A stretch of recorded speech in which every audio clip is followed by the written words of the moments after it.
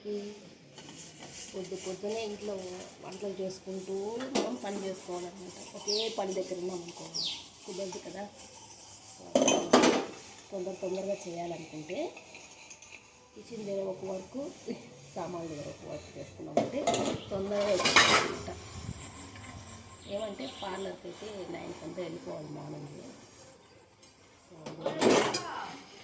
చేసుకుంటూ ఉన్నానమాట. అయితే వంట అయితే ఏం చేశానో చూద్దామా. కిచెన్ రూమ్లోకి వెళ్ళి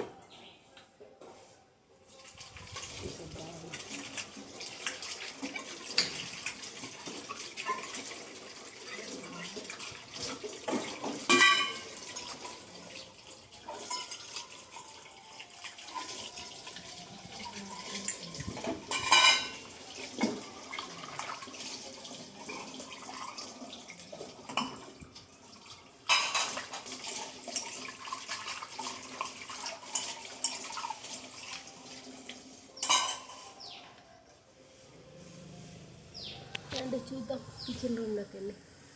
సో మార్నింగ్ ఇలా చేసుకుంటూ ఉంటానన్నమాట. వంట అయితే ఏం చేశానంటే ఈరోజు సింపుల్ రెసిపీ అనమాట. సో ఏంటంటే పందిరి చిక్కుడుకాయ వేసి టమాటాలు ఎక్కువ వేసి ఇలా గ్రేవీలాగా చేశాను అనమాట. దాని తర్వాత వేడి రైస్. దాని తర్వాత మార్నింగ్ వచ్చి లంచ్ బాక్స్కి వచ్చి దొండకాయ రైస్ చేస్తాను అనమాట. మా చిన్న బాబు అయితే చాలా ఇష్టంగా తింటాడు.